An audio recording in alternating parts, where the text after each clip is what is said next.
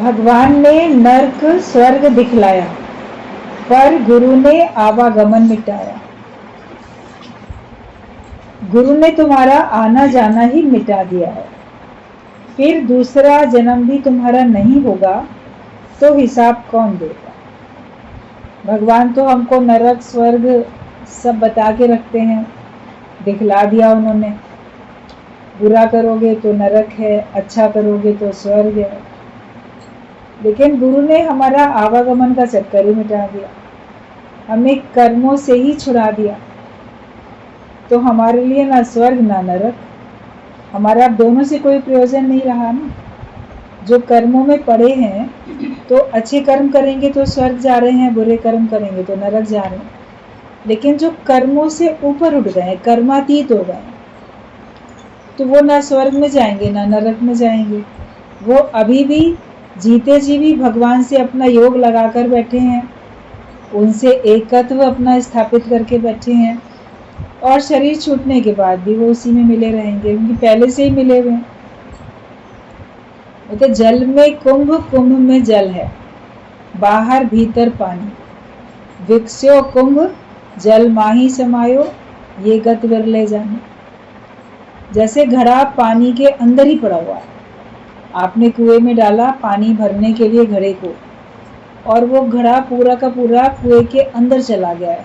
बाहर से कुएं में झांक के देखो तो आपको अपनी रस्सी दिखाई दे रही है, लेकिन वो घड़ा दिखाई नहीं दे रहा। तो कुंभ मतलब घड़ा, तो कुंभ में जल है, घड़े के अंदर पानी है, और कुंभ के बाहर भी चारों तरफ, जब वो कुएं के अंदर ही है तो चारों तरफ बाहर भी पानी है, भीतर भी पानी है।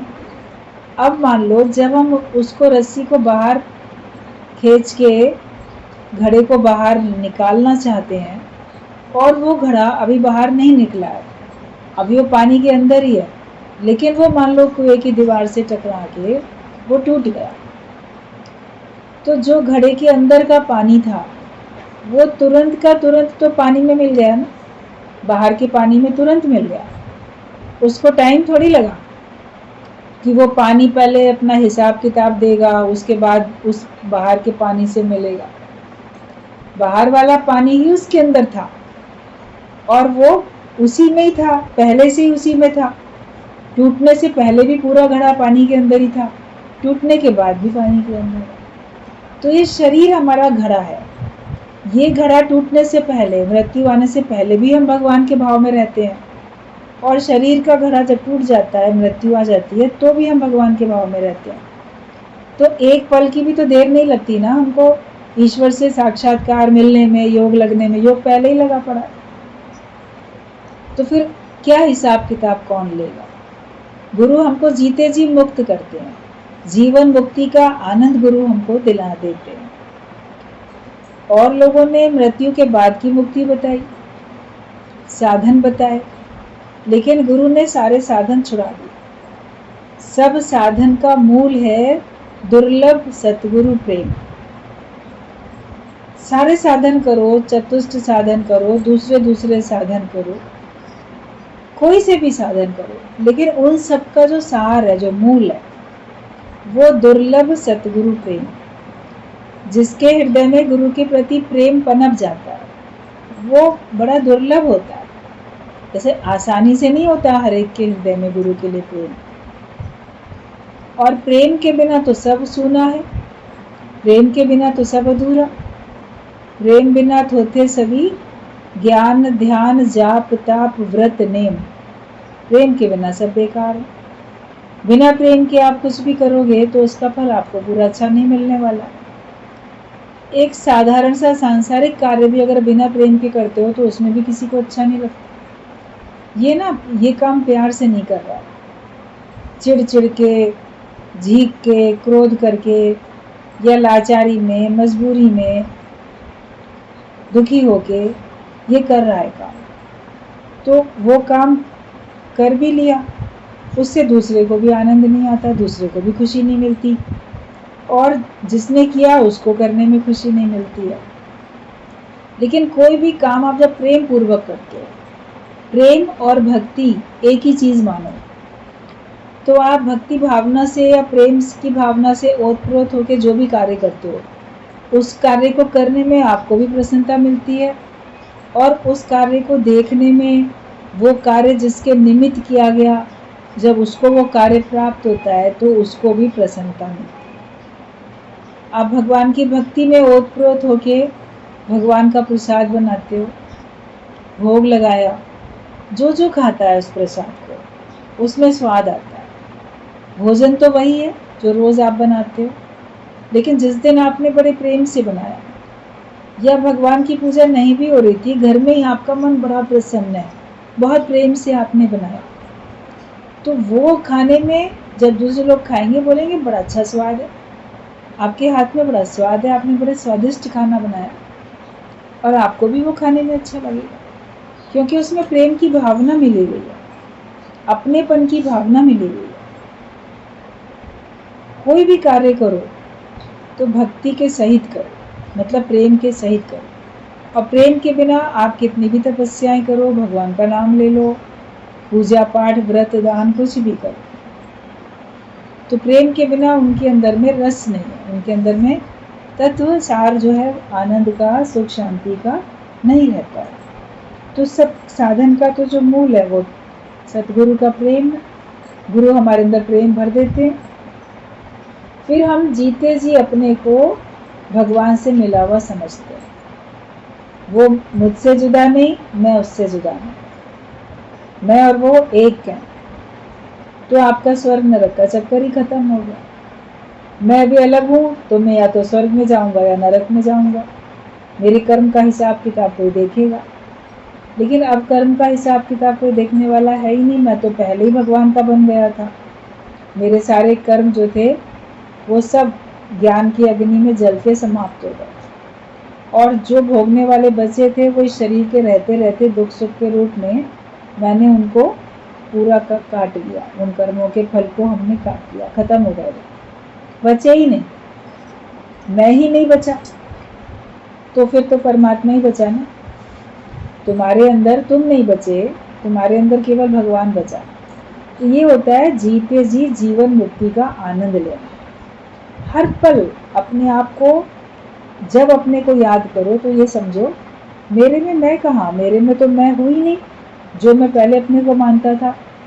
मैं तो भगवान का रूप हो गया, मैं तो भगवान से मिलके एक हो गया, और अब मेरे अंदर भगवान ही विराजमान है, भगवान ही मेरे द्वारा सब कार्य कराते हैं। मेरी अपनी जो एक चाह थी, या मेरी अपनी इच्छा थी, या मेरा अपना जो एक अलग अस्तित्व था जिसको मैं मान के बैठा था, वो तो अब बचा ही नहीं। अपने को गुम करने की प्रैक्टिस करनी चाहिए। कहा जाता है गुम होके देख नजारा, अपने को गुम करके फिर नजारा देखो, अपने को मिटा के तब आप भगवान का, सारी सृष्टि का नजारा देखो, तो आप देखोगे कितना आनंद है। कुछ बन के बैठने में आनंद नहीं है, अपने को कुछ ना बनने के बैठने में आनंद है। इसको महसूस करोगे तब आपको पता चलेगा, शब्दों से नहीं समझ में आएगा, लेकिन इसका हमको अभ्यास करना पड़ता है, हमको प्रैक्टिस करनी। बार बार हमारी मैं आड़े आती है। जब मन में कोई विचार आया तो बोलो किसके मन में आता है, कौन चिंता करता है, कौन दुखी होता है, किसको चाहिए, तो मैं वो हूँ ही नहीं। अपनी ये एक अभ्यास, ये एक प्रैक्टिस, यही हमारा चलते रहना चाहिए। तो जैसे भगवान ने तो नरक स्वर्ग दिखलाया, पर गुरु ने आवागमन मिटाया। तो गुरु ने तुम्हारा दुनिया में आना जाना ही खत्म कर दिया, मिटा दिया, तो फिर दूसरा जन्म भी तुम्हारा नहीं होगा, तो हिसाब कौन देगा। अब दूसरा जन्म ही नहीं लेना है, हमें तो भगवान से मिलकर एक हो जाना। वो आपको जीवित अवस्था में ज्ञान सुनने के बाद अपनी स्थिति का पता चलेगा कि सचमुच में अब मेरा दूसरा जन्म नहीं, क्योंकि मुझे संसार से कुछ चाहिए, ना मेरा कोई दोस्त, ना मेरा कोई दुश्मन, और ना मुझे कोई चाह, ना मुझे ये भाव कि मुझे ये चीज नहीं मिली, मुझे सब पहले से प्राप्त है। जो कुछ पूरे संसार में है, पूरे ब्रह्मांड में है, इस लोक में है, परलोक में है, जो कुछ है वो सब मुझे पहले से प्राप्त है। लेकिन मुझे इसकी आवश्यकता नहीं है, इसलिए मैं उसको इस्तेमाल नहीं करता। अभी मान लो आपके घर में आपको बहुत सारे गहने, सोने चांदी, हीरे सबके मिले हुए हैं, घर में रखे हों, तिजोरी में रखे हों, बैंक में लॉकर में रखे हों। आपको बस ये है कि हाँ मेरे पास इतने हैं और मेरे रखे हैं। और कभी कभी सालों साल गुजर जाते हैं, आप उनकी शक्ल भी नहीं देखते, उनको एक बार भी पहनते नहीं, मगर रखे हैं। मन में तसल्ली है ना, लॉकर में रखे हैं, मगर चूंकि मुझे पहनने की आवश्यकता नहीं है इसलिए मैं उनको पहनता नहीं, मगर हैं मेरे पास और मेरे हैं।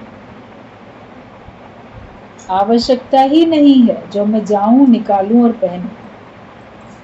तो ज्ञानी को आवश्यकता ही नहीं है जो वो कोई पुरुषार्थ करे और संसार का कोई सुख ले और उसको भोगे, उसको अनुभव करे, उससे वो सुख उठाए। है सब उसके पास, अप्राप्त कुछ भी नहीं है उसको, सब कुछ प्राप्त है। जब ये आपके मन की स्थिति बन जाती है तब आप जीवन मुक्ति का आनंद लेते हो। वरना मुझे ये चाहिए, मेरे पास ये कमी है, अभी मुझको ये और मिलना चाहिए, तो ये चीज़ें आपको भगवान से दूर करती हैं। ये भावनाएं भगवान से योग लगाने में विघ्न डालती हैं। तो इसके लिए हमें इन सब भावनाओं को अपने से दूर करना है कि कोई मेरा हो ना हो, भगवान तो मेरे हैं और भगवान के अतिरिक्त मुझे किसी और चीज़ की ज़रूरत नहीं है। लोगों के पास घर, परिवार, संतान, धन, संपत्ति ये सब होती है, ज्ञानी के पास भगवान होते हैं तो वो उसी में मगन रहता है। उसके पास ज्ञान होता है और भगवान होता है, वो इसी में भरपूरता का अनुभव कर लेता है। अपने अंदर देखो, क्या आपको भरपूरता का अनुभव हुआ अभी तक या खालीपन है? अभी खालीपन को भगवान के भाव से भर दो, खालीपन को ज्ञान के भाव से भर दो। ज्ञान के विचार अपने अंदर इतने भरो कि तुम्हारे दिल का खालीपन खत्म हो जाए। अज्ञान है जो हम दुखी परेशान होते हैं, चिंता करते हैं और अकेला और खालीपन अपने अंदर में अनुभव करते हैं। लेकिन मैं तो ज्यों का त्यों भरपूर हूँ, मैं लॉस में नहीं हूँ, मुझे सब कुछ पहले से प्राप्त है और भी मुझे रोज रोज गुरु की कृपा से अनुभव मिल रहा है, रोज रोज मुझे भगवान की कृपा से ज्ञान मिल रहा है।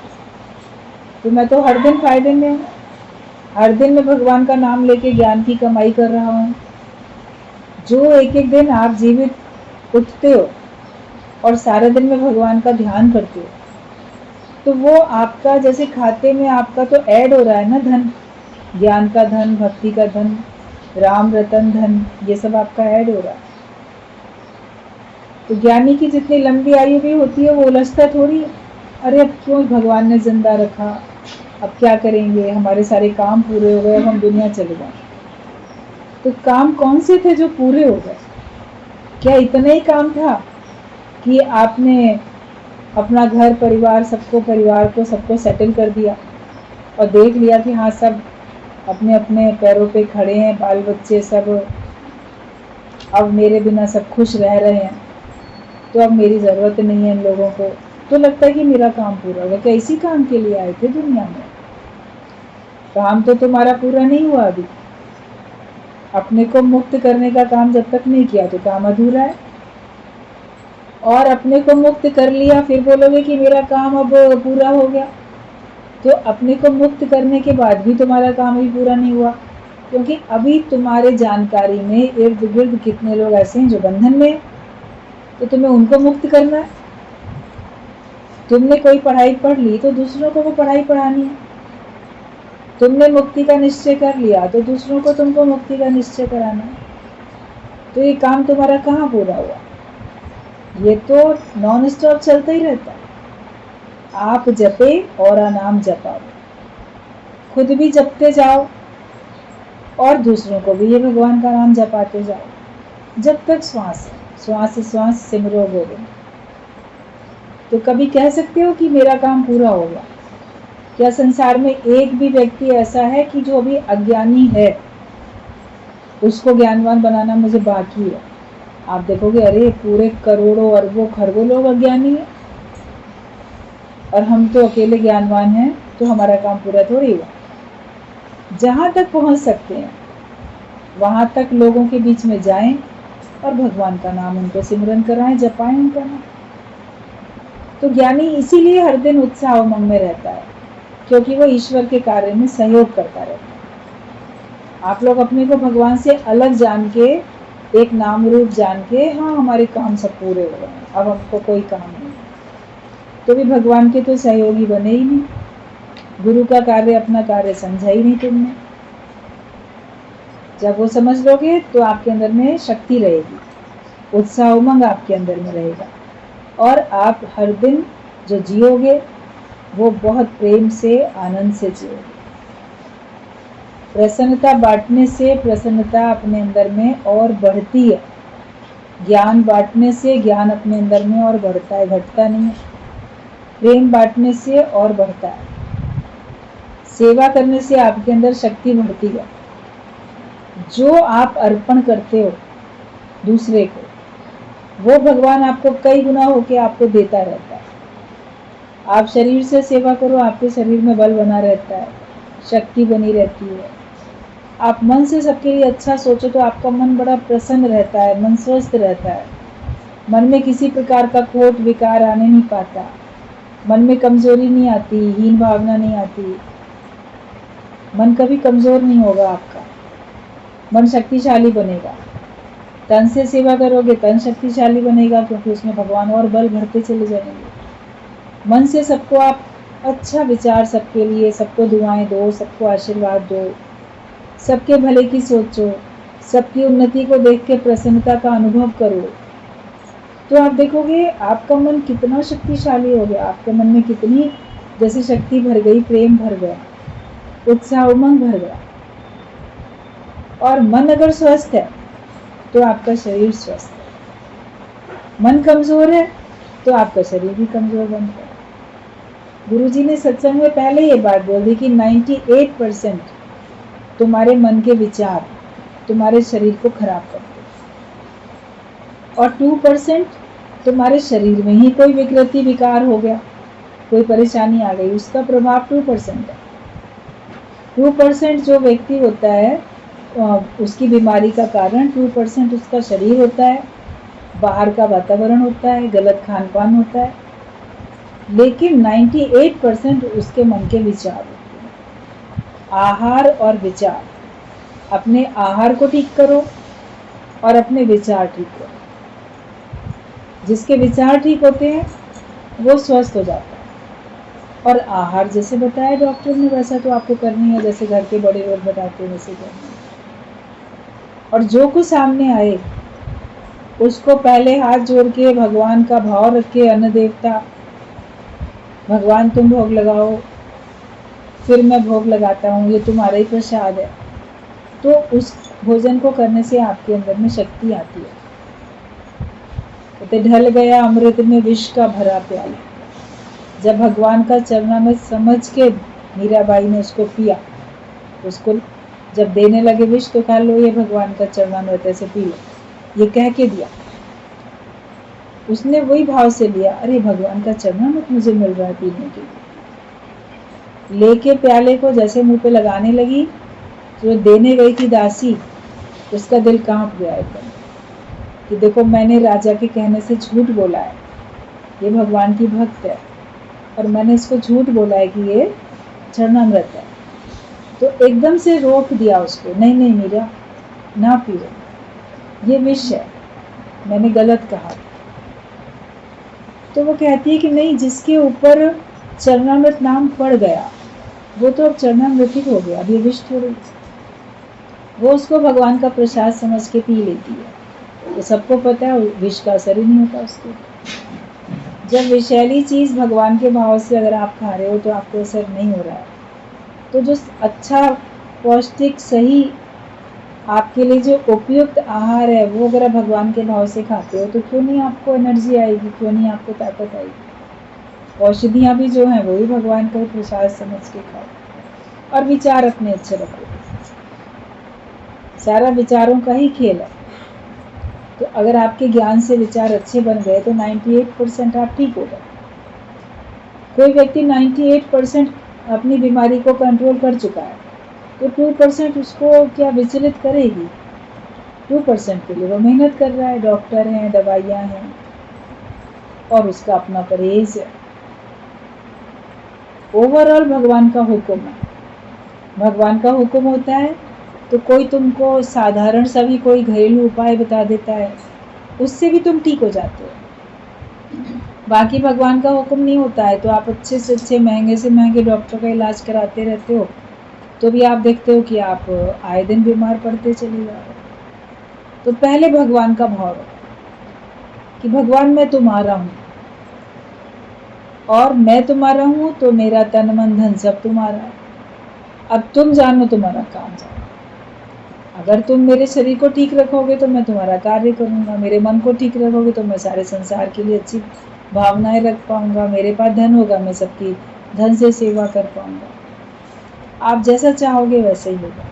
तो ज्ञानवान जो होता है वो भगवान के ऊपर रख के मस्त रहता है, तो उसके अंदर कोई चिंताएं नहीं आती, कोई उसको परेशानी नहीं होती है।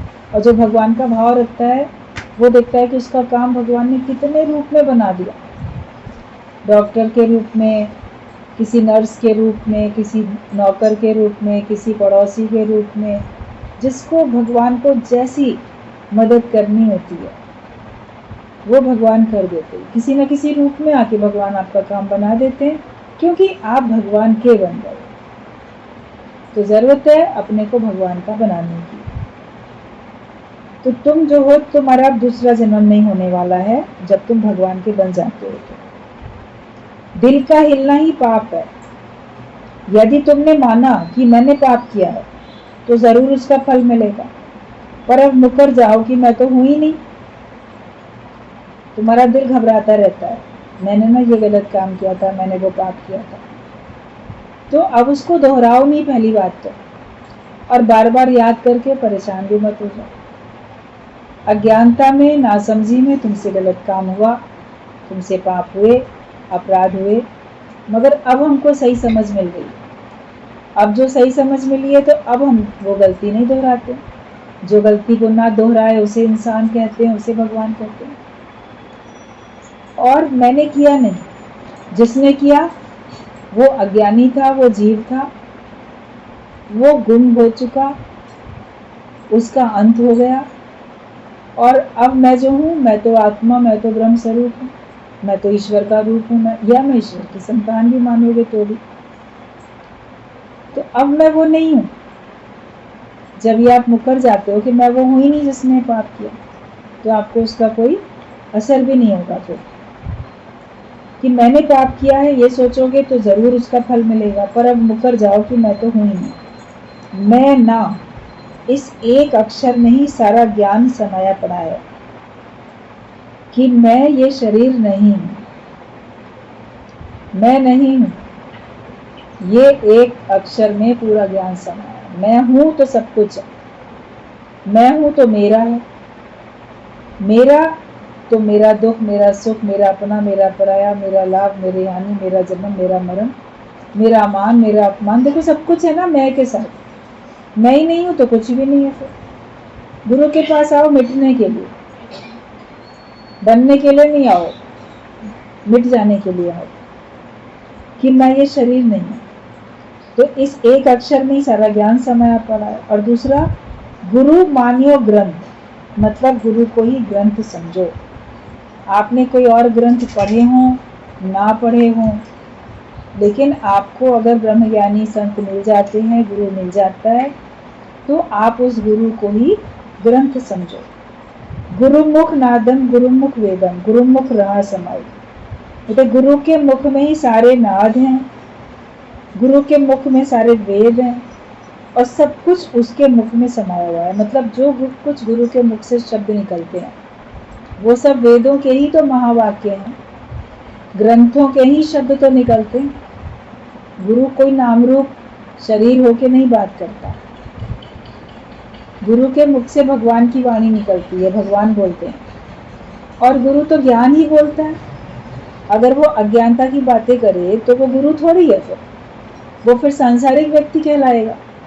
गुरु तो वो है जिसके मुख से हमेशा ज्ञान की ही बात निकलती है, जिसके मुख से कभी संसार के प्रति निंदा, झूठ, ईर्ष्या की बातें, द्वेष की बातें, नफरत की बातें नहीं निकलती हैं। वो सबको भगवान करके देखता है, सबको अपना आप करके देखता है, वो सबके हित की सोचता है, वो सबके हित के लिए ही बोलता है। तो जो कुछ उसके मुख से निकलता है वो ज्ञान है, पूरे वेदों का सार है। उसके मुख से निकला एक एक शब्द मंत्र है। वो गुरु के पास जाते हैं मंत्र लेने के लिए। एक मंत्र उनको मिलता है, उस मंत्र के ऊपर पूरा विश्वास करके उसको जपते हैं, उसकी माला फेरते हैं। कभी कभी उस मंत्र का अर्थ भी नहीं जानते। संस्कृत के मंत्र होते हैं, उनके अर्थ नहीं पता होते, क्योंकि हर एक को तो संस्कृत की भाषा आती नहीं है। लेकिन विश्वास करके जो बताया गुरु ने वो जपते रहते हैं। उच्चारण में गलती हो तो भी उनको समझ में नहीं आएगा, या उच्चारण सही भी है तो भी उसका अर्थ समझ में नहीं आएगा, मगर विश्वास से वो लोग जपते हैं। विश्वास का फल उनको मिल जाता है। यहाँ पर गुरु आपको एक एक शब्द, एक एक मंत्र, उसका अर्थ, जिस भाषा को आप समझते हो, आपकी ही भाषा में आपको उस मंत्र का अर्थ भी बताते हैं। अर्थ जानने के बाद जब आप उस मंत्र का जाप करते हो तो आपको अत्यधिक आनंद आता है, आपको फायदा पड़ता है। उस बात को हमें मान लेना होता है, केवल हमको जप थोड़ी लेना है। पानी पीने से प्यास बुझेगी, पानी पीने से प्यास बुझेगी, ये बात किसी ने आपको बता दी, आपको यही रटना है क्या? प्यास बुझ जाएगी क्या? आपको पता चल गया पानी पीने से प्यास बुझेगी, लेकिन प्यास लगे तो पानी की तलाश करोगे, पानी पियोगे, तब तो प्यास बुझेगी।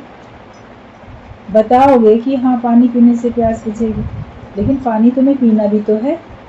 तो जो मंत्र तुम जपते हो उसके अर्थ में टिकना भी तो है।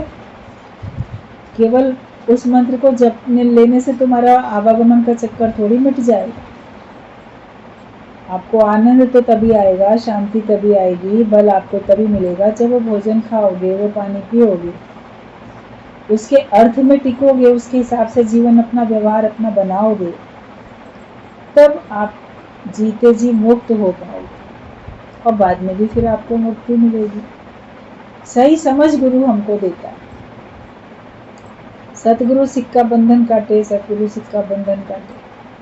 सतगुरु जो है वो बंधन काट देते हैं, गुरु ही काटेंगे, सही बात है।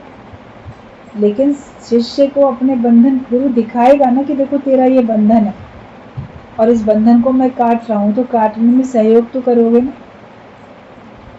मान लो किसी के हाथ बंधे हुए हैं, पैर बंधे हुए हैं, रस्सी बंधी हुई है कमर में, कहीं गर्दन में, चारों तरफ कोई कंबे से बंधा हुआ है, तो कोई दूसरा आके उसके बंधन काटता है, मगर वो काटने में सहयोग भी तो करता है। आपके हाथों की दोनों हाथ एक रस्सी से बंधे हैं, कोई उसको खोलना चाह रहा है तो आप खोलने ही नहीं दे रहे, तो क्या वो खोल पाएगा? क्या वो बंधन काट पाएगा? तुम्हें भी तो सहयोग करना पड़ेगा ना कि ये लो मेरे बंधन काट दो। जब तुम्हें बंधन समझ में आएंगे तब तुम उनको काटने के लिए गुरु की शरण में जाओगे। लेकिन जब तुमको बंधन नहीं लगता, ये कोई बंधन थोड़ी है, ये तो नेचुरल बात है, ये तो समाज में रहना है, तो ये तो हमको बंधन स्वीकार ही करने है, और इन बंधनों में तो हमको बंधना ही है। तो ये मोह माया के बंधन, भाई बंधु कुटुंब कबीला बांध्यो मोह जंजीरी में, सबने आपको जंजीर से बांध दिया और मोह की जंजीर से बांध दिया। उस मोह ममता के कारण आप बंधे पड़े, वो समझ में नहीं आता। विकार विषय सब आपको बांध के बैठे हैं अज्ञानता से। उनको छुड़ाने के लिए गुरु आता है तो आप उनको छोड़ना नहीं चाहते, फिर बोलोगे कि हम तो मुक्त होना चाहते हैं। कोई कह देगा डॉक्टर आपको कि ये दवाई खानी है मगर ये परहेज भी करना है, तो आपको घर में वो परहेज भी तो करना है ना। आप दवाई भी खाओ और जो परहेज करने के लिए बताया कि ये ना खाना वो भी खाओ, तो कैसे ठीक हो जाओगे। एक हकीम ने, वैद्य ने कहा खांसी ठीक तब होएगी जब तुम ये दवाई खाओ, मगर ना दही मत खाना। मगर वो लड़का दही खाए, तो उसका पिता उसको ले गया वैद्य के पास।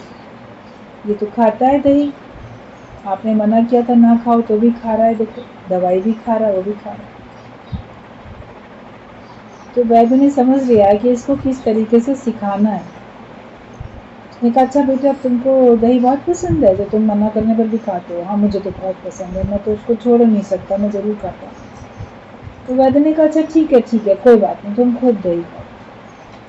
एक टाइम खाते तो तुम दोनों टाइम खाओ, खूब खाओ दही खाने से तुमको फायदा पड़ेगा। बड़ा खुश हो गया, देखो दही खाने से फायदे पड़ेंगे। मतलब एक नहीं, तुमको 4 फायदे पड़ेंगे। तो फायदे पड़ेंगे। उसका पिता सोचने लगा ये क्या बता रहा है वैद्य, तो कौन से फायदे पड़ेंगे दही खाने से। तो कहा दही खाने से तुमको फायदा ये पड़ेगा कि तुम जो हो, तुम्हारे घर में चोर नहीं आएगा। लड़का बड़ा खुश, दही खाने से ना चोर नहीं आएंगे। चोर नहीं आएगा, ठीक बात है। और क्या फायदा पड़ेगा, दही खाने से तुमको ना कुत्ता नहीं काटेगा। वो और खुश, देखो चोर भी नहीं आएंगे, कुत्ता भी नहीं काटेगा। और क्या होगा, दही खाने से ना तुम बूढ़े नहीं होगे। फिर तो और भी खुश हो गया, बूढ़ा तो कोई होना ही नहीं चाहता, सब जवान रहना चाहते। अच्छा तुम बूढ़े नहीं होगे दही खाने से। और क्या फायदा पड़ेगा, और दही खाने से तुम खूब भगवान का नाम लिया करो। मतलब भगवान का नाम तो लेना ही चाहिए, देखो कितनी अच्छी बात है। तो कहता है अपने पिता से, देखा वैद्य ने बताया इतने इतने फायदे पड़ेंगे, और आप मुझे बेकार मना कर रहे थे कि दही नहीं खाओ। तो देखो इन्होंने बताया ना इतने इतने फायदे पड़ेंगे। तो पिता कहता है लड़के से कि इनसे ये भी तो पूछो दही खाने से इसे फायदा पड़ेगा कैसे। भाई तुम घर में दही खा रहे हो, चोर को कैसे पता कि ये दही खाता है मैं इसके घर में चोरी ना करूं। कुत्ते को कैसे पता ये दही खाता है मैं इसे ना काटूं। तो तुम पूछो तो। बोला हाँ ये भी तो बताइए ना कैसे फायदा पड़ेगा। बात तो, तर्क तो ठीक था आखिरकार। मतलब बात ये है, जब तुम दही खाओगे तो खांसी तुम्हारी ठीक होने वाली है नहीं। तो तुम रात भर खांसोगे, खूब खांसोगे, जोर जोर से खांसोगे, तो खांसी की आवाज़ सुन के चोर कैसे आएगा। तो जानेगा ना कोई जाग रहा है यहाँ पर। तो चोर तो तुम्हारी खांसी की आवाज़ सुन के चला जाएगा तुम्हारे दरवाजे से, अरे अंदर ना कोई जाग रहा है। तो डर गया, अच्छा इस वजह से चोर नहीं आएगा, मेरी खांसी ठीक नहीं होगी, इतनी बढ़ जाएगी कि उसकी आवाज़ पूरे घर में गूंजेगी, गेट के बाहर तक जाएगी। डर गया। बोला और कुत्ता कैसे नहीं काटेगा। वह कुत्ता ऐसे नहीं काटेगा कि खांसते खांसते तुम इतने कमज़ोर पड़ जाओगे कि तुम अपने सहारे चल नहीं पाओगे, तुम्हें डंडा लेके लाठी के सहारे चलना पड़ेगा। अब जिसके हाथ में लाठी होगी तो कुत्ता तो डर के मारे दूर भाग जाएगा ना। पास में आने लगेगा तुम लाठी से एकदम उसको पहले ही भगा दो, तो कुत्ता कैसे काटेगा। जिसके हाथ में डंडा होता है तो कुत्ता देख के भाग जाता है। अब वो डर गया, इतना कमज़ोर पड़ जाऊंगा कि लाठी के सहारे चलना पड़ेगा। फिर कहता है और बूढ़ा जो नहीं बनूंगा, मतलब वो ऐसे होगा कि तुम जवानी में ही दुनिया से चले जाओगे, बुढ़ापे तक जियोगे ही नहीं। और भगवान का नाम तो जब खांसी आएगी हाय राम अरे राम, खांसते खांसते व्यक्ति यही बोलेगा, कमज़ोर पड़ेगा, अरे राम अरे भगवान ये क्या हो गया, भगवान ठीक करो। तो बोले तुम राम का नाम तो ले ही रहे हो। जब उसने ये सब बातें सुनी घबरा गया, कहता नहीं नहीं इतना सब, मुझे ये सब फायदे नहीं चाहिए, मैं दवाई ही खाऊंगा, अब मैं दही नहीं खाऊंगा जब तक आप मना करते हो। जब रोग मुक्त हो जाए व्यक्ति, स्वस्थ हो, तो भले दही खाए। अगर हकीम ने, वैद्य ने मना किया है तो अब नहीं खाएंगे। तो कई बार क्या होता है कि हम सीधी तरह से नहीं छोड़ते अपने अज्ञान को, अपने स्वभाव को, अपनी गलत आदतों को, मोह माया को, विषयों को, विकारों को। इनसे तो फायदे ही पड़ रहे हैं। गुरु डार्क साइड दिखाता है कि कैसे फायदा पड़ रहा है तुम्हें। फिर लगता है इस तरह से फायदा पड़ेगा, हमको ये वाला फायदा नहीं चाहिए, हम 84 लाख योनियों में चले जाएंगे। क्योंकि जो सारे जीवन आप याद करोगे अंत में भी वही याद करोगे। अंतकाल में पुत्र सिमरोगे तो सुअर बनना पड़ेगा, अंतकाल में पैसा सिमरोगे तो सांप बनना पड़ेगा, सब तो बता दिया। तो ये सब जब मन देखता है ना, घबराता है, ऐसे फायदे नहीं चाहिए मुझे। अंतकाल में हम ये सब सिमरन करेंगे तो क्यों ना हम भगवान का ही सिमरन करें। अंत तो कब आएगा पता ही नहीं है। जो अभ्यास होगा अंत में वही तो आपको याद आएगा। नाम जपने की आदत बना लो। हमको भगवान का नाम जपने की आदत बनानी है। आदत होती नहीं है, माया को जपने की आदत होती है, दुख सुख को जपने की आदत होती है, दोस्त दुश्मन को याद करने की आदत होती है, लेकिन भगवान को याद करने की आदत गुरु हमारी बना के देता है। जब वो हमारी बन जाती है तो फिर आप देखोगे आपको फायदा ही फायदा पड़ता है। तो गुरु के मुख में नाद है, गुरु के मुख में वेद है, गुरु के मुख में ही सब भगवान समाया पड़ा है। वो जो बोलता है उसमें हमारा फायदा है। जब ये बात समझ जाएंगे तो आप देखो आपका कभी जीवन में नुकसान होने वाला है ही नहीं, फायदा ही फायदा है। संत की महिमा वेद न जाने।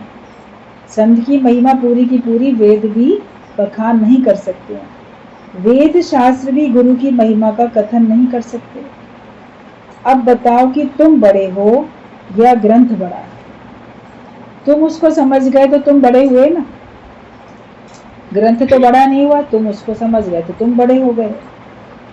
ग्रंथ वेद हैं, खारे पानी के समुद्र। जो भी ग्रंथ और वेद हैं वो ऐसे हैं जैसे खारे पानी के समुद्र, जिससे प्यास नहीं बुझेगी। पर यदि वही पानी बादलों के जरिए मीठा होकर बरसात के रूप में आता है तो उससे प्यास बुझती है। आप समुद्र का पानी ऐसे पियो तो आपकी प्यास नहीं बुझेगी। कभी जाना समुद्र किनारे, उसका पानी एक घूंट पी कर देखना, आप बोलोगे अरे कितना खारा नमकीन नमकीन पानी है। जो लोग समुद्र में स्नान करते हैं तो भी मुंह में थोड़ा पानी जाता है, लगता है अरे कैसा स्वाद है इसका, उससे प्यास थोड़ी बुझने वाली है। लेकिन वही समुद्र का पानी सूर्य की किरणें सोख लेती हैं, बादल बनते हैं, और बादलों के रूप में वो पानी फिर बरसात होकर हमारे पास आता है। उसको पी सकते हो, उसमें मिठास है, उससे प्यास बुझती है। तो वेद जो है, ग्रंथ जो है तो पानी, लेकिन खारे पानी है। वो पानी जब ज्ञान के द्वारा गुरु के मुख के से सुनते हैं तो जैसे मीठा होके हमको मिलता है। प्रोसेस है ना। वो पानी सूर्य की किरणों से बादल बन के बरसा, बादलों के द्वारा बरसा, तब हमारी प्यास बुझी। तो वेदों का, ग्रंथों का ज्ञान गुरु के अनुभव में आके, गुरु के द्वारा जब हमारे ऊपर ज्ञान की बरसात होती है तब हमारे जीवन की प्यास बुझती है। वरना अकेले वेद, अकेले शास्त्र आप पढ़ो तो आपको इसमें रस नहीं आएगा, आपके मन में प्यास बनी रहेगी, आपको तृप्ति नहीं आएगी, आप कभी अपने को भरपूर अनुभव नहीं कर सकते। चारों वेद पढ़ लो, सारे पुराण ग्रंथ सब पढ़ लो, तो भी आपके अंदर में अधूरापन रहेगा। लेकिन गुरु के मुख से निकला हुआ एक शब्द भी अगर आप विश्वास रख के मान लेते हो तो आपको तृप्ति आती है। अभी बोला ना, मैं ना इतना ही समझ जाओ तो तुम्हारा काम बन गया। मैं हूँ ही नहीं, मेरे होने में ही सारी परेशानी है, मैं हूँ ही नहीं तो कोई दिक्कत ही नहीं है ही भगवान। मैं नहीं हूँ लेकिन इस जगह भगवान है। तो बादलों के जरिए वो पानी जब मीठा होकर बरसात के रूप में आता है तो उससे हमारी प्यास बुझती है। गुरु के द्वारा ही हमारे को ज्ञान का पूरा फायदा पड़ता है। और दूसरा, गुरु शिष्य का संबंध है किससे हो, यहाँ तो है ही भगवान, है ही प्रेम। कोई गुरु कोई शिष्य, लेकिन इधर भी भगवान है उधर भी भगवान है। द्वैत है ही नहीं, दो है ही नहीं, है ही एक। प्रेम में हम एक हो जाते हैं और बाकी ज्ञान में हम ज्ञानवान है, दूसरा अज्ञानी है, ये भाव बना रहता है। आप अगर अपने को ज्ञानी मानोगे तो आपकी दृष्टि में अनेक लोग अज्ञानी भी तो हैं। देखो हम तो सत्संग जाते हैं, हम तो ज्ञानी हैं, फलाना नहीं जाता, वो ज्ञानी नहीं है। मैंने ज्ञान अच्छी तरह उठा लिया, फलाना सत्संग जाता है तो भी उसने ज्ञान अच्छा नहीं उठाया। अगर अपने को ज्ञानी मान के बैठे हो तो कोई ना कोई आपके सामने आपको दूसरा दिखेगा और अज्ञानी दिखेगा, भेद बना रहेगा। लेकिन अगर तुम्हारे अंदर प्रेम ही प्रेम है, भगवान ही भगवान का भाव है, तो सर्वत्र भगवान का भाव है। द्वैत खत्म, अपना आप है, द्वैत खत्म, तो प्रेम ही प्रेम है फिर तुम्हारे जीवन में। तो कृष्ण थे प्रेम का अवतार। निष्काम प्रेम में ही जादू है जो सच्चे भक्तों को आकर्षित करता है। तुम पक्का करो, ये निश्चय करो कि तुम मुक्त हो, और कोई भी इसमें देर नहीं है। मुक्ति का निश्चय करने में कोई देर नहीं है। यहाँ भी जो हम आके बैठते हैं तो तेरा प्रेम खींच के लाया, बोलते हैं तेरा प्यार खींच के लाया मोहे सावरिया तेरे द्वार। तो हमारा प्रेम ज्ञान के प्रति है, गुरु के प्रति है, तो हम खिंच के जाते हैं। गुरु का हमारे प्रति प्रेम है तो उसका प्रेम याद आता है तो हम खिंच के चले आते हैं। तो प्रेम से हम बंधे हुए, मगर इस बंधन में मुक्ति है। इस बंधन में 84 लाख योनियों का बंधन नहीं है, और ये निष्काम प्रेम है जो कि सच्चे भक्तों को आकर्षित करता है। किसी को एक पल में ही सब कुछ मिल जाता है और किसी को सालों के साल लग जाते हैं। जिसके अंदर में निष्काम प्रेम आया वो उसको एक पल में ही परमात्मा मिल जाते हैं। वो उसी क्षण जीवन मुक्ति का निश्चय कर लेता है, और जिसके अंदर प्रेम अभी नहीं पनपा है तो उसको सालों के साल लग जाते हैं। तभी कोई सत्संग में आके जल्दी और कोई देर में। पुरुषार्थ तो सभी करते हैं, आने का, बैठने का, सुनने का, लेकिन हमारे अंदर में निष्काम भाव आ जाता है। इच्छा और अहंकार के सिवाय निष्काम भाव से हमारा सारा कार्य हो। प्रेम भी निष्काम भाव से, सकाम प्रेम नहीं होना चाहिए।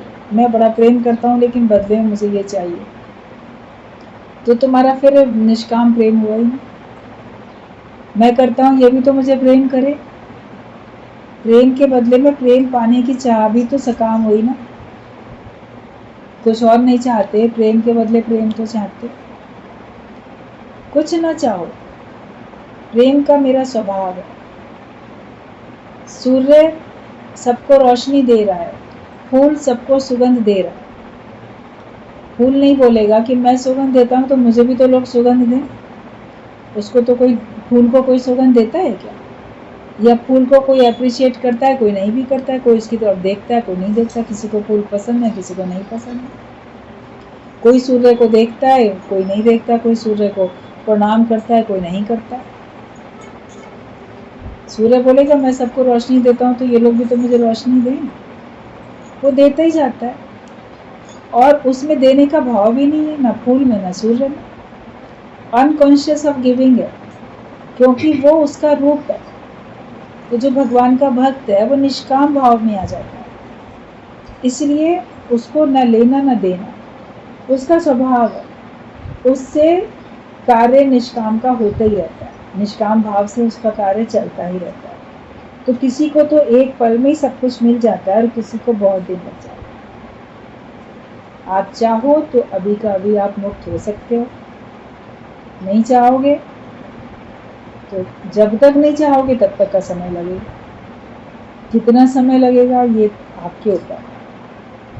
मन को आप अभी मना लो कि मैं ये देह नहीं हूँ, मैं आत्मा हूँ, तो आप अभी कभी मुक्त हो। अभी मान लो कि जगत मिथ्या है, ब्रह्म सत्य है, तो अभी कभी आप मुक्त हो। और ये बात जब तक नहीं मानोगे तब तक आप बंधन में पड़े रहोगे। तुम्हारा बंधन, तुम्हारी मुक्ति सब तुम्हारे ही हाथ में है। सत्संग बहुत हो गया है।